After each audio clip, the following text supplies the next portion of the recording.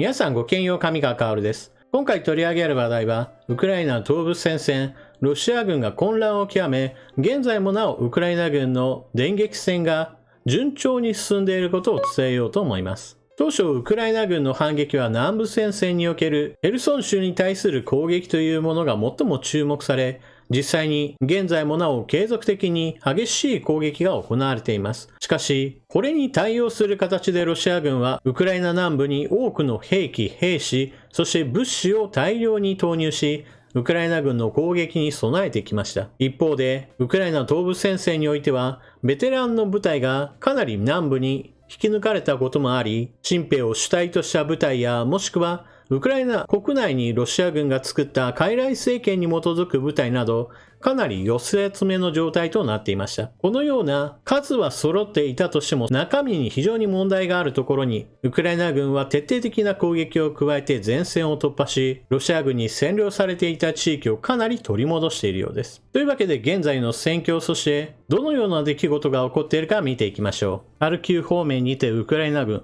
3日で約50キロ前進。ウクライナ軍はハルキウ州での反攻を成功裏に進め、過去3日間でおよそ 50km 前進した。ウクライナ軍参謀本部が Facebook で発表した。ウクライナ軍はハルキウ方面で反攻を成功裏に実施しているとし、地元住民の支援を受けた行動により、3日間で約50キロ前進できたという。複数のロシア軍部隊が著しい損耗を出しているとし、負傷した人員と損傷した機材を退避させようとしていると報告された。占領軍の人員は民間人の衣服で敵前逃亡を試み、ロシア領へ帰還しようとしているとし、過去24時間でそのようなケースが15件以上確認されたという。一方、ロシア側は、ロシア軍はドネツク州領域の完全な支配の確立、ヘルソン州の一時的制圧地域、ハルキウ州、ザポリージャ州、ミコライウ州の一部の維持に向けて努力を集中していると発表。過去24時間でロシア軍による45回の空爆と5発のミサイル攻撃があり、ウクライナの民間人、犠牲者も出ていると伝えられた。ここからは地図を使った戦況解説を行っていきましょう。こちら戦争研究所の発表している地図を元にして赤く色付けられている部分がロシア軍の現在占領している地域です。南部における反攻作戦が丸1、そして今回の動画で解説するのが丸2の東部戦線における電撃戦です。ウクライナ軍の攻撃の最初はバラクレヤに対する攻撃でした。本格的な攻撃が始まる前の状態がこれ。そして1日経った後戦争研究所はバラクレヤがすでに陥落したことを判断として確定し、占領されている地域を赤から水色へと変更しました。このような背景には現地から上がってくる映像というものがあります。バラクレヤではウクライナ軍兵士が旗を掲揚し、もはやこの町にロシア軍の部隊はいないことを宣言しています。またこれを受けて地元住民もウクライナ軍兵士を歓迎するそうした姿も見られています。そして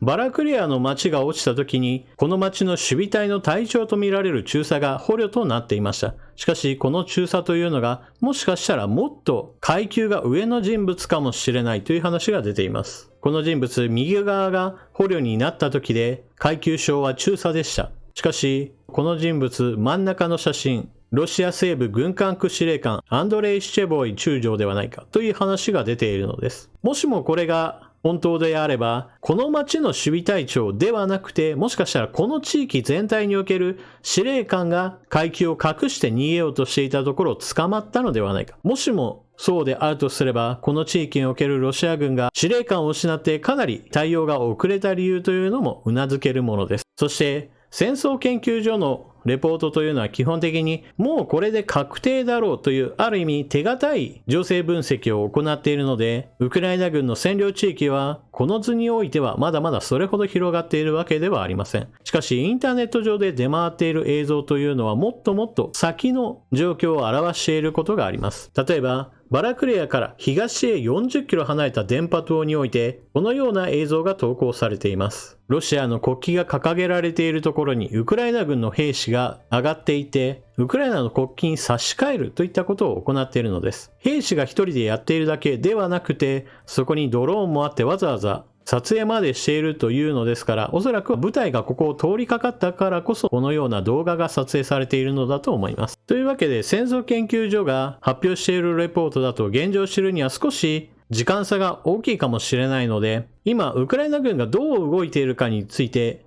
注目している地図をお借りしようと思います。バラクレアの町を占領したウクライナ軍はクビャンスクに向けての進軍を始めています。1日目においてすぐに北に向かい、2日目にはもうクビャンスクの近郊にまで到着しています。さらに、この動画を撮影するために資料を用意している間にも、最新の状況としては、クビャンスクでロシア軍との戦闘状態が発生しているため、これを迂回する形でセンコベへ進んでいる部隊があるようです。このセンコベについては、もう抑えたとする情報と、いやいやまだだという情報が飛び交っている状態なので、この地域においてもロシア軍とウクライナ軍の戦闘が発生しているのでしょう。クビャンスクへの攻撃が本格化すると同時に、センコベに対しても部隊が向かったのには理由があります。それは、クビャンスクから南へ向かって流れているオスキル川、このオスキル川にかかっている橋は、戦争をする上でどちらが抑えるかによって結構その後の展開にも影響するものです。ですからウクライナ軍としてはセンコベへ迂回することによってこの橋を抑えれば川向こうからクビャンスクを攻撃することができる、そのような構想も持っているのでしょう。このように1日何十キロというレベルで進軍できている理由というのは前回の動画でもお伝えした通りタンクデサントといって戦車や装甲車に多くの兵士たちが乗り込むことによって圧倒的な進軍速度を確保することができているからです。そしてこうした進軍速度の速さに対応があまりにも遅れているのがロシア側です。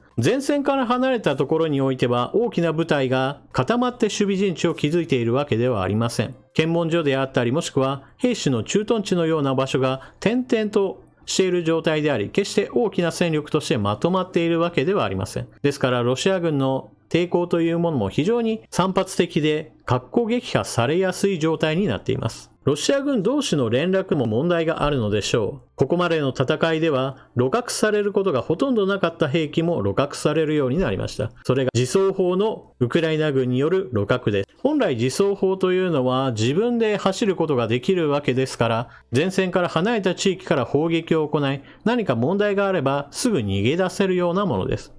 それが自走砲が特に処分されることもなくそのまま残されているというのは明らかにウクライナ軍の出現が不意に起こり、それによって自走砲に乗ったまま逃げることが危険だったということを意味しています。ものすごく当然のことですが、敵軍の戦闘車両が目の前に出てきたらこれは撃破するのが軍隊としての通常行動です。ですから兵器をそのままにしてロシア兵たちは徒歩で逃げ去ったと考えられます。こうしたロシア兵の大慌てでの逃走といったものはうまくいく場合もあればうまくいかない場合も当然あります。そしてウクライナ軍に投降する兵士というのも現れるのですが、そこには一つ注目すべきお話があります。こちらは現在ウクライナ軍側に立っている日本人兵士のツイッターでの発信です。ウクライナ軍は各国から義勇兵を求めていますから、日本人の兵士も現地に入っています。ロシア占領下で強制徴兵されたウクライナ人がロシア軍に置いてかれたのを好機に一人で歩いてうちらのところまで来て、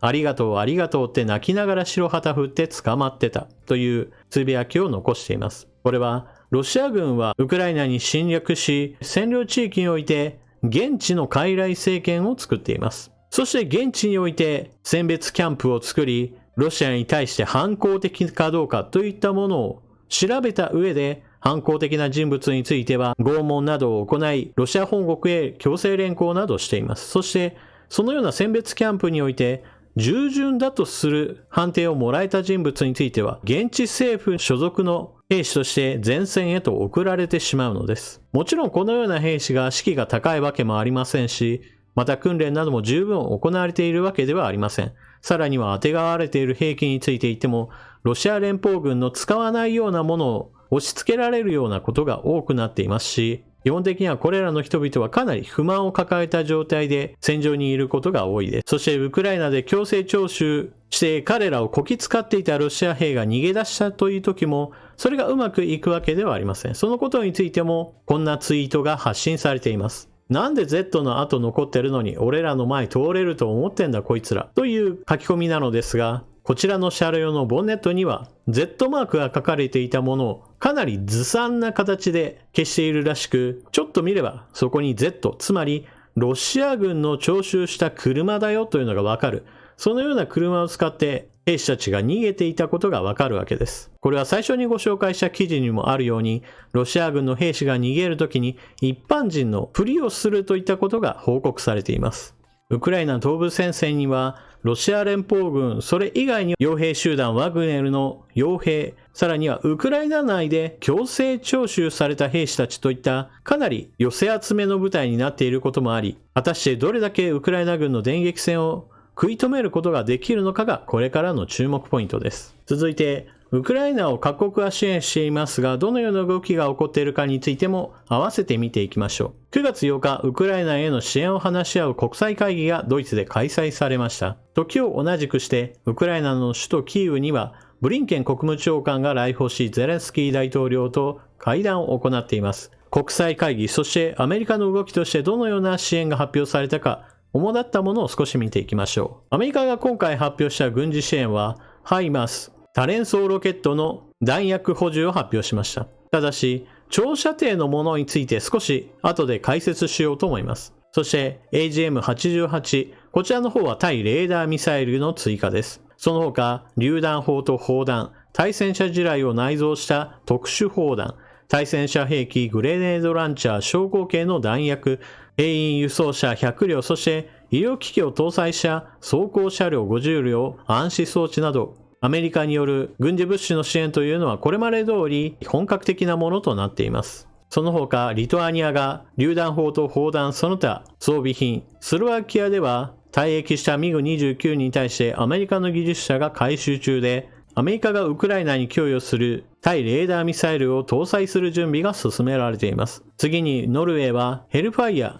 地上発射型ミサイルの供与を発表しています。地上発射型のミサイルヘルファイアというのは訓練の写真があるのでこれをご紹介します。ケースに詰まっているミサイルをセッティングしたら目標に向けて撃ち出す。実にシンプルですが、兵士が運ぶことができるミサイルとしては非常に重宝することでしょう。そして次に解説を行うのは、アメリカが供与することを発表していたハイマースの弾薬についてです。つい先日ウクライナはクリミア半島中ほどにあるサキ軍用飛行場に対する攻撃がミサイル攻撃であったと正式に認めました。これはロシア側の方は、これはあくまでも兵士のタバコのポイ捨てによるうっかり大爆発の事故に過ぎないと発表していたものを真っ向から否定する発表となりました。しかも、ウクライナ側がこうしたミサイル攻撃を自分たちが行ったんだよと認めた後においても、再び先軍用飛行場で大爆発が起こっている映像というものが現地住民から投稿されています。南部戦線において反攻作戦を進めている関係で、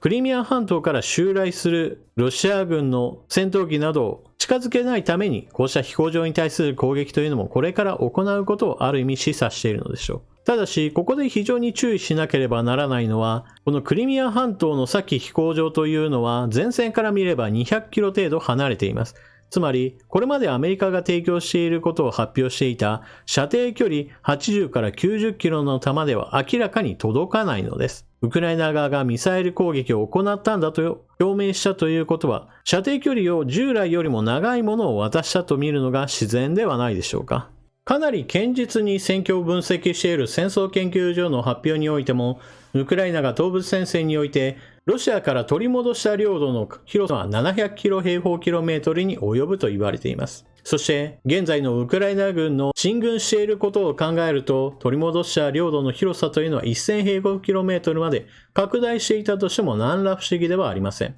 現在のウクライナ軍の先端においては、目標としているクビャンスクのもう入り口にまでは到達しているというのですから、ロシア軍がこの町を守れるかどうかというのが、電撃作戦の本当の成功に終わるかどうか、正念場だと言えます。そもそもロシア側としてはこのような攻撃に対して、どこかで防衛ラインを設定し、各部隊の再配置を行わなければならないところです。しかしそれがあまりにも間に合っていないために、それぞれの部隊がそれぞれで戦い、それぞれの地域において次々と負けたり、もしくは部隊が逃げ散ってしまうような悲惨な状態になっています。しかしこれはあくまでも初期の大混乱であって、この後ロシア軍がどこで立て直すかによって戦況の行方というのはこれからも油断できないものがあります。なぜならば、ウクライナ軍としてはどんどんと領土を取り戻しているものの、それに伴って残念ながら取り戻した地域において治安を維持するために配置する部隊なども用意しなければなりませんし、後方との連絡や補給網を確保するためにも人員は割かなければなりません。ですから取り戻す領土が増えれば増えるほど、それもまたウクライナ軍にとっては負担になりますから、どこかの地点においてロシア軍と勝ち合った時に実力が伯仲し、そこで戦線が新たに形成されるようなことが起こるわけです。ただ、そのような場面になってもウクライナ軍には明らかに一つ有利な点があります。それは進軍速度が速いことによってロシア軍が次々と兵器や武器弾薬といったものをそのまま残していくことが多いために、それらが全てウクライナ側に渡るということは、これまで十分な装備が行き渡っていなかったものがロシア軍によって提供されることによって増強されるのです。この部分については明らかにこれまでとは状況が変わることを意味しています。また、たとえクビャンスクを攻略することができなかったとしても、クビャンスクが最前線になっているというそれだけのことで、十分にロシア側の動きを制約することができます。ウクライナ側がこのクビャンスクを目標にしている理由というのは、この町が主要幹線道路の交わるところであると同時に鉄道網とつながっていることも挙げられます。物資の補給を行うにあたって太い道路や鉄道といったものはロシアにとっては欠かせないものとなっています。ですからこの2つを牽制することができる位置までウクライナ軍の前線を押し上げることができれば、たとえ町が陥落することができなかったとしても、戦略目標としては一つ達成したと言える状態です。現時点における判定として言えば、この局地戦、東部戦線における戦いというものは、ウクライナ軍が大勝利、そしてロシア軍の大敗北という形になっています。あとはどれだけウクライナ軍が領土を取り戻せるか、そこに注目だと言えるでしょう。そして最後に一つ余談なのですが、このようにウクライナ側とロシア側との戦いというものは様々な箇所で行われており、戦局全体での話と局地戦での話というものがいろいろと絡み合うことによって一言では表せないということがたくさんあります。しかし、そのような混沌としている複雑な状況だからこそ、デマやフェイクニュースというのも非常に入り込みやすい状況なのです。例えば日本においても政治家や弁護士、フリージャーナリスト、元大使、宗教家など様々な人が情勢分析を行って解説を行っているのですが、その中においては明らかにロシア側のプロパガンダに基づいて発信を続ける人がいます。例えば、現在の電撃戦が成功しているという話に対して、ロシア側はそのようなことを一切認めていません。例えば、バラクレヤをウクライナ軍が解放したよという話を私はしているわけですが、ロシア側としてはバラクレヤはまだ陥落などしていない。ウクライナ軍の攻撃はすでに撃退して、ウクライナ軍は大打撃を受けて、もはや壊滅状態だといった話などをしています。そしてこれに類する話で言えば、ロシア軍の部隊がもうそこから離れているじゃないかといった話に関しては、いやいやそれは全く見解が異なっていて、ロシア軍はあくまでも陽動作戦のためにこの地域から離れたんだ。このような陽動作戦についてあなたが気づいていないだけだといった具合にして、撤退や敗北といった言葉を一切認めないといった解説なども見られます。これは開戦初期においてロシア軍がウクライナの首都キーウに対する攻撃を行い、これに失敗して撤退したことに関して、あれはあくまでも陽動作戦の一環であり、決して敗北したわけではないといった話などをしているのと同じような話です。初期においてはロシア軍は多方面からウクライナへと侵攻し、それに伴って各方面軍が兵站の崩壊、さらにはウクライナ軍の反撃にも大きな打撃を受け、全体としてかなり危険な状態になっていました。そのため、首都攻略を諦めざるを得なかったわけです。ところがロシアとしてはそのような軍事的な失敗というものを認めないというような方針を示しましたから、それに基づいて日本国内におけるプロパガンダを手伝う人たちも、これはあくまでも陽動作戦を行っただけというふうな説明を行わざるを得なかったわけです。おそらくこのような手法は東部戦線における解説としても採用されるでしょう。